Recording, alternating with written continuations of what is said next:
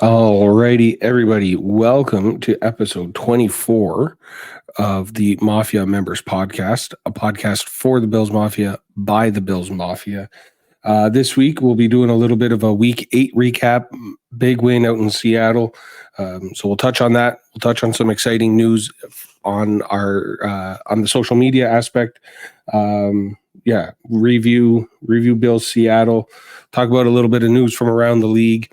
And we'll preview week 9 coming up against the Dolphins this week. So with that being said, let's get right into it. The Mafia Members Podcast.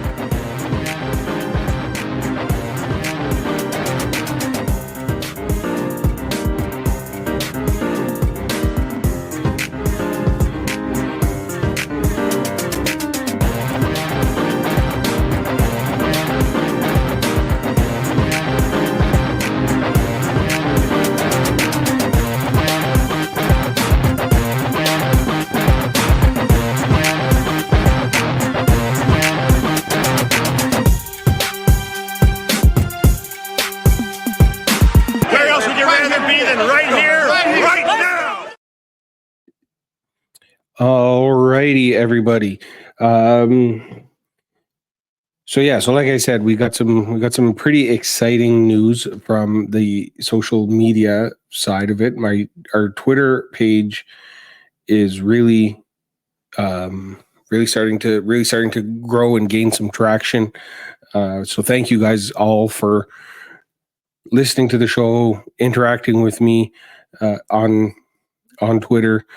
It's really starting to show in the number of views and listens I get on Spotify and views I get on YouTube.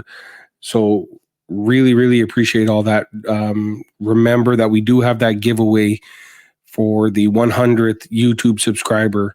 We're getting closer and closer to that number. We're trying to get to 100 subscribers. So once we get to that number, the winner gets to pick anything out of the Mafia Members Podcast store, and you can get, if you want, a sweater, a t-shirt, a mug, a sticker. We got a whole bunch of stuff in there. So the winner gets to pick that. So spread the word, get everybody to go to YouTube and subscribe to the YouTube channel. That would be amazing. And it's trending like we're going to be growing pretty quickly on Twitter right now. So that's where I've been putting lots of my focus. So I really appreciate this. It'll look like to YouTube and to Spotify that we didn't do a week 7 episode, but I did a live one on Twitter. So thank you everybody who tuned into that one. So we're just going to keep trying to grow, keep trying to expand, and keep trying to put out good shows, and hopefully more and more people listen to it. And like I said, thank every one of you for listening. Okay, so first things first, we dominated that game. Okay, it's becoming such a overused term, and it drives me nuts. It's a social media thing because that some corner in, I think it was a Philadelphia corner, I think it was that Gardner Johnson guy, said belt to ass. What he said, they're about to go belt to ass against whatever team they're playing. So now everybody just says that all the time. Like the Ravens fans will always tell us that we got belt to ass, beat belt to ass. It's the most overused term. If you just go on Twitter, scroll through all you see is belt to ass, belt to ass, belt to ass. But that's what we did to Seattle this week. Okay. It wasn't particularly close. We got helped out a lot by Seattle. Right in the beginning, it seemed like they couldn't they couldn't manage the bad weather, so they had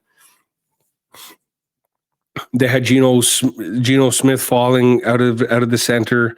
They had the bad snap way over his head. So they had a couple things just getting into the rhythm of the game, and the Bills were able to capitalize and turn those miscues into points for us. Luckily, their drives that went down the field only resulted in a field goal for them at first, I think. So we got helped out a little bit by Seattle's miscues. That is for sure. But still, if you want, that's what good teams do. If you want to be a good team, you capitalize on other teams' miscues. That's just how it goes.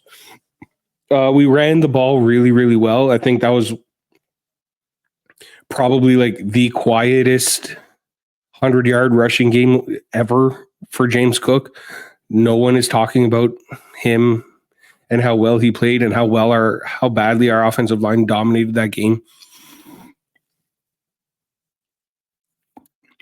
And the lanes that we were able to get for him, it felt like every time he was getting the ball, it was 8-yard run. He'd hand the ball off to James Cook, 7, 8, 9, 12-yard run, something like that. It was a big play every time we got him the ball.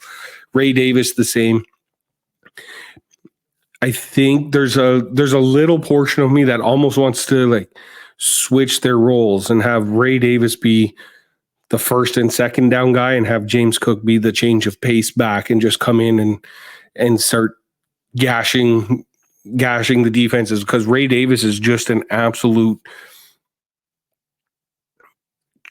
he's an absolute beast. He's just for such a small body, the power that he puts in, he would just tear down and beat down a defense all game long. And then we would have the speed of James Cook coming and the elusiveness of James Cook coming to feed off of that. And I think that would be a little part of me is leaning that way. I think James Cook is one of the best running backs in the league. I think he's a top 5 running back in the league, especially this season with, some of the guys like Christian McCaffrey out. Walker missed some time. He was injured. There's just ETN is having an off year, so I think he's better than Breece Hall has been this year. So I think there's lots of guys who we weren't sure of if they're better, but James Cook has stayed at that consistent level that he was at last year, while others have dropped down, others haven't been performing, and others have been injured. So I think right now he's definitely, I think it's safe to say he's at least in the top 5 running backs this year. And I think the second biggest story that I had out of the game was Keon Coleman. He's definitely looking like a wide receiver 1. I'm in it's a group chat on Twitter that's just for shit talking, and all we do is like shit talk each other. And I had him on one of the shows earlier. His was Hot Take City. I think he's like one of the first live episodes I ever did. But I said my hot take was that Keon Coleman is going to be the best wide receiver out of this rookie class of wide receivers for fantasy points. Granted, I said he's going to score the most fantasy points because of how the Bills will use him in the red zone. And I don't think I'm that far off. Malik Neighbors, of course, is looking like the best wide receiver in the league, or rookie, but Keon has definitely, I think, done better than Rome Odunze. I don't know what his numbers are looking like, but I feel like there's nowhere near as much hype around him as there is around Keon Coleman. I think Marvin Harrison, he's probably better, but I think we're still kind of relying on potential when it comes to Marvin Harrison, because we're probably, and nothing he can do about it, but probably quarterback play has a little bit to do with it. We've seen lots of clips of Marvin Harrison Jr. running wide open down the field and just the ball's not getting to him. But all that is besides the point. Keon Coleman is a contested catch beast. Okay. Anytime he's the kind of guy, and we saw the one play where it was just like Allen was just like, okay, I have all the faith, all the confidence in the world that Keon is going to catch this ball, and he just threw it to him. It wasn't the touchdown. I think it was a couple plays after, or not a couple plays, but it was a little while after. But it was he had lined up on the left side, and he kind of just did a little curl route. But Allen was just like, okay, I'm just going to throw him the ball, and he's going to catch it. And amongst all the bodies, Keon Coleman is the one who came down with it. That touchdown catch is crazy, right? The way if when you look at like still frame photos of that catch, it's absolutely crazy that he caught it. And you just see like he was just one hand went up there and he still was able to find a way to get it done. And on top of all that, we just traded for Amari Cooper, who makes getting Keon Coleman the ball that much easier. Everybody, like we had thought, everybody will be there's at least that threat of a deep threat, or the guy who's going to beat you in man coverage and who's playing outside. So now that allows Keon Coleman to work the middle of the field while we're driving the ball down the field. And then once you get into the red zone, put him out there, throw a fade route, and let him come down with a contested catch for a touchdown. Like it's pretty basic, pretty straightforward concept of football. Hard to make a mistake. Let the guys who can play in the middle, and let the outside wide receiver threats play the outside. When you're in the red zone and you're down on the goal line or whatever the case might be, and you need a big body with good hands, that's Keon Coleman, and that's what we got. And a side note to all the haters, no, I will not stop using the joke of, I can't believe Kansas City let us get Keon Coleman. I'm not going to stop doing it. I think that's funny. I think it trolls the Chiefs. I think the Chiefs need to be trolled a little bit. And we have a rivalry with them, so I'm not going to ever stop saying that one. Because it's funny, because they, on draft day, were all over us for that trade, and it looks like we got the better wide receiver. So I think we win. So I will not stop saying it. So sorry, that just is what it is. My third point is, so I have an issue now with Sean McDermott. Okay. Nothing wrong with this game in particular. Okay. Just like there was nothing wrong with the Jacksonville game. There was nothing wrong with, there was a little bit something wrong with the Tennessee game, got out to a slow start, and, we can't have that. So we fixed it a little bit for Seattle. Nothing wrong with the Arizona game per se. Same kind of thing, slow start. But the issue with Sean McDermott is that he's good enough to keep his job, but he's not good enough to beat Kansas City in the playoffs. And that's the problem I think I have with him. Is like, yeah, I want him fired because he's not going to beat Kansas City. Do we take a step back with another head coach? Maybe, maybe not. Do we find a way to beat Kansas City with another coach? Maybe, maybe not. But I think at the end of the day, we still have to try something else. We can't be just standing here pounding our head against the wall, hoping that we break through. Okay? That's not going to work. That's not an effective strategy. That's not nothing. It's a nothing thing. We can't do it. Okay? So we'll see how this season goes. I truly think that if we lose again to Kansas City in the playoffs, whether it's for the AFC Championship game, whether it's before that, whether it's the divisional round before that, or whatever the case might be, however it breaks down, if we lose to Kansas City in the playoffs again, he's gone. And I will not feel, I will not feel bad. I will feel happy. I would feel great about that. Okay. All depends on who they replace him with. But I think that if that happens, then he's gone. But for right now, let's just enjoy the win.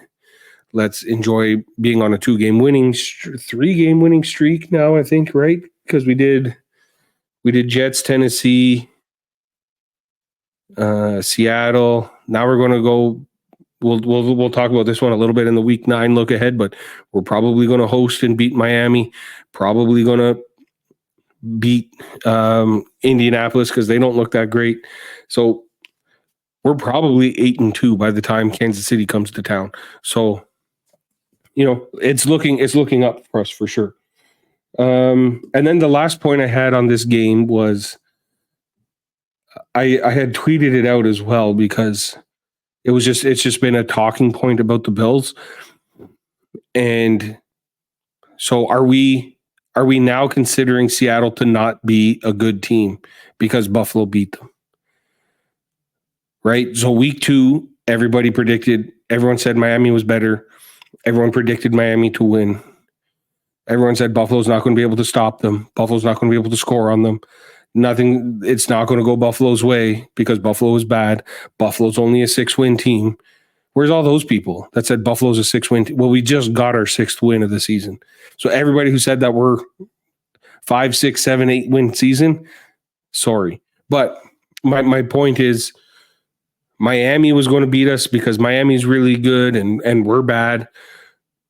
How'd that one go? Right? We played Baltimore. Yeah, we had a shitty game against Baltimore. That is what it is. Sorry. Who else? The Jets. Everyone said that the Jets defense was going to stop us. We're not going to be able to put up points on the Jets. Okay, so we beat them. Now the Jets suck. Okay. Seattle, they're the number 1 team in the West. They're the number 1 passing team. They get the most passing. Geno Smith's having a great season. You're going to have to go and play in Seattle. Okay, and we destroyed them. Okay, so that's 3 teams and 3 games that everyone says, okay, well, you can't beat any good teams. Okay, sure, you can say that they're not a good team, but you weren't saying that before we played. Up until the game, you were saying that this team was going to beat us.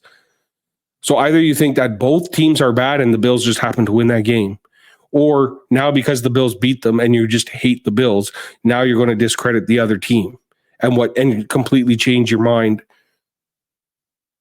as to what you thought 2 weeks ago. Oh yeah, no, Miami's bad now. Well, Miami's only bad because they've been without Tua for the past 4 weeks or however long it is, 4 or 5 weeks. So that's why they only have 2 wins. Okay, we beat them as fully healthy as they can be. They were 1-0 at the time. They had just they beat Jacksonville. They were still the high-powered, high-flying Miami Dolphins that everyone thought was going to kick our ass. And they didn't. Seattle, same story. So I just want to know if Seattle is still a good team, or are we following this same trend of you're a good team until the Bills beat you, and then you're a bad team after. So that just haters can talk shit about the Bills. I don't know. We'll see. The jury's still out on that one. There's still a fresh win, so we don't really know. But yes, so the week 9 look ahead is we are hosting those same Miami Dolphins who have Tua back. I tweeted it out earlier in the week or yesterday, I think it was.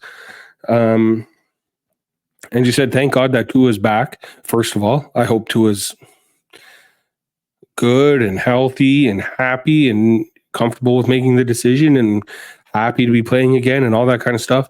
But as a Bills fan, I'm also happy that Miami is thinking that they're just as good as they were in week 2, and we absolutely destroyed them.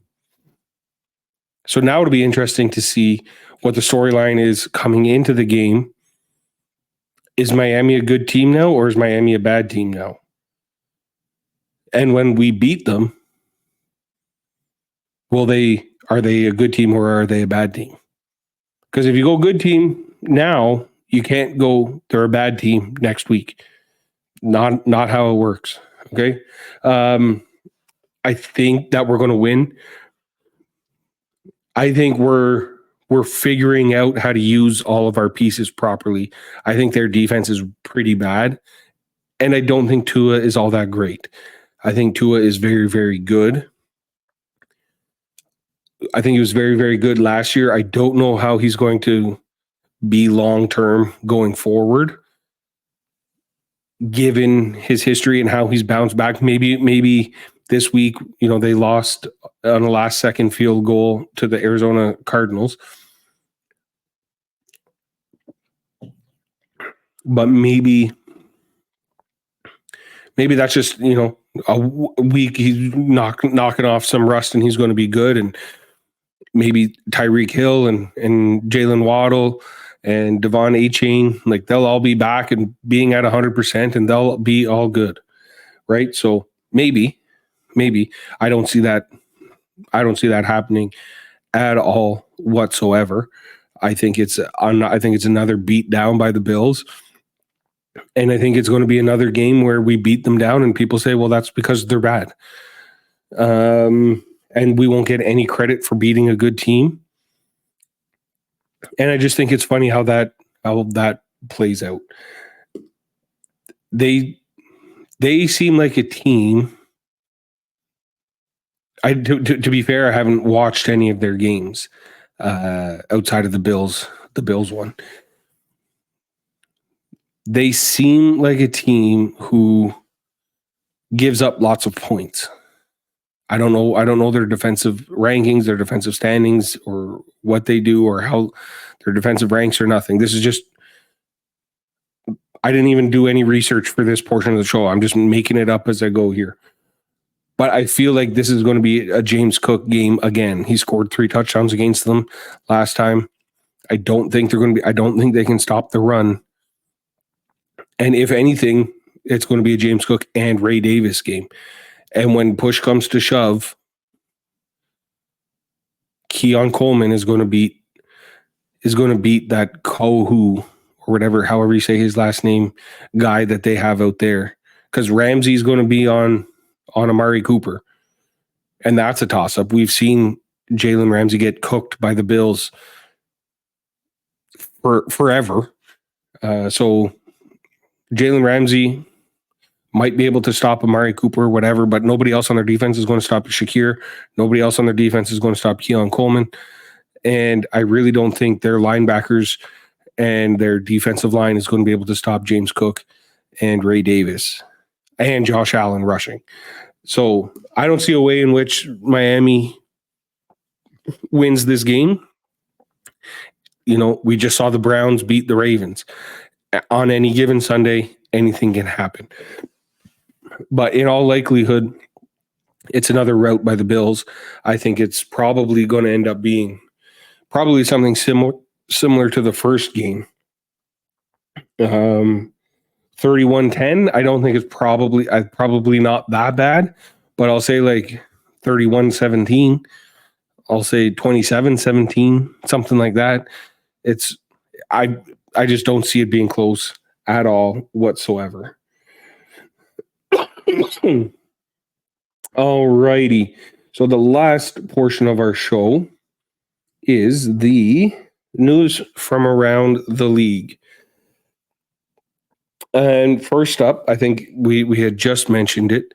The one that's most important to Bills fans is the Ravens' loss to the Cleveland Browns. Jameis Winston comes in, saves the day for Cleveland, looking like he probably should have been their starting quarterback all along. Deshaun Watson's awful. And they're the first time they've thrown for over 300 yards since Flacco started for them last year. Any game that started by Deshaun Watson, they haven't thrown for 300 yards, which is funny. But I mean, it's a big loss. And remember, we had said before a couple of, I forget which episode it was, but these games earlier in the season, week 8, kind of in the middle of the season now, but the loss to the Raiders and the loss to Kansas City at the beginning of the season are looming huge now, because now they have 3 losses, because they have losses against the Raiders and the Browns. So we're now ahead of them in the standings in the conference. So that's why those games earlier in the season, they do matter. Yeah, sure, you're still figuring out your team and all that kind of stuff. So they're a little bit more excusable. But as of right now, we're going to be ahead of them in the standings. We're right on the heels of Houston in the standings, and Kansas City is obviously at number 1. So I think that was a huge loss for them. It's a divisional game loss. It's a game that you should have won against a team that you should have beat. Just all of it, all around. Like nobody in that division loses to the Cleveland Browns, or you're not supposed to lose to the Cleveland Browns.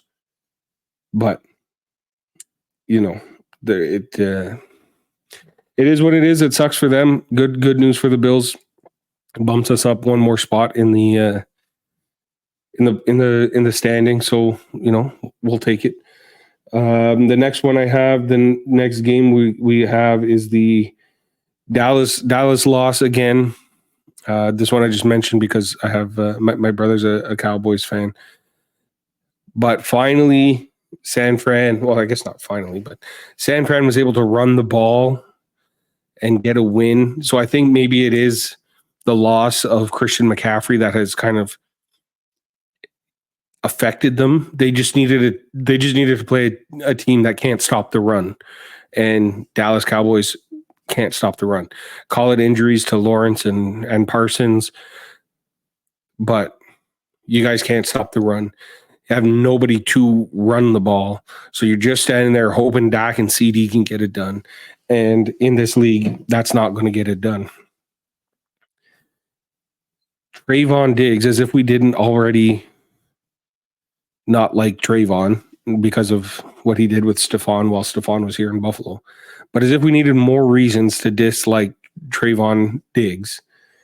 He told his reporter, report on D's nuts or something like that. Like he's 6 years old. Like, what are you doing? That's a joke that you say to your friends. You don't do that to actual team reporters. The Dallas Cowboys have no idea what they're doing when it comes to media relations. Like Jerry Jones calling into that radio station saying that he's going to fire the guy on the radio. Trayvon Diggs telling the guy to report on D's nuts. Like, what are we doing here? You guys are supposed to be a professional organization. Absolutely wild. And then the last game that we're going to talk on is that crazy. Everybody has only, or I've only seen it, but everybody's talking about how good the game was. That Jaden Daniels Hail Mary.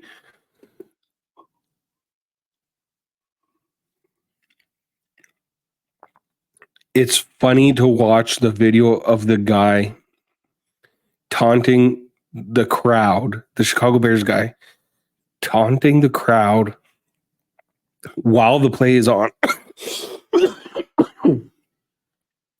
Like you can see him standing there looking and doing hand gestures to the crowd while the guys are running down the field. Okay, then he turns around, sees the guys are at the 10-yard line or whatever. So then he runs over and he's doing whatever. The ball comes and he's the guy who ends up jumping and trying to catch it or hitting it and tipping it right into Noah Brown's hands for the win. It's always mind-blowing to me that people that players in the NFL don't understand that you're supposed to knock the ball down and not go for the interception.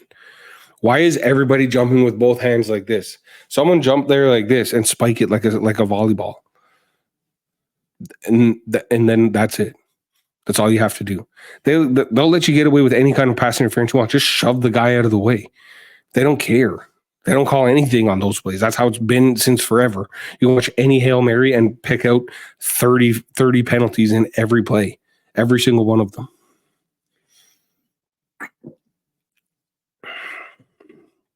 But I just think I think that is. I said it before. This kind of locked it in place because there's no way that he's not going to win Offensive Player of the Year. He beat Caleb Williams. He's playing better than Caleb Williams. He's gotten like 6 of the 8 Offensive Player of the Week awards. So there's just no Jaden Daniels is your Offensive Rookie of the Year 2024. Book it. Like there's no way that's not what's going to happen. I think the bigger question is at what point do we have to have the conversation of Chicago Bears messed up by taking Caleb Williams? Because not because if Caleb Williams stays like this, he's not better than Jaden Daniels. If he continues to keep growing and getting better, and then you can have like an actual argument, okay, it was one or the other, and you guys picked your guy, he's still great, he's still doing whatever, he's gotten you X, Y, and Z, then that's fine. You can have the argument of whoever.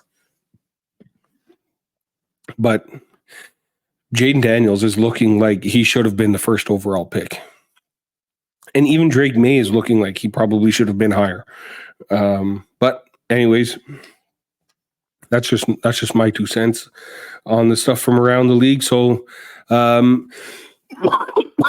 like I said, guys, go give us a follow on Twitter.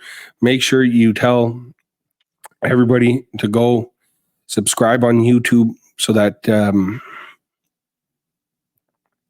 subscribe on YouTube and enter that giveaway, and let me know when you've subscribed so I can add you to the list. And with that being said, we out of here.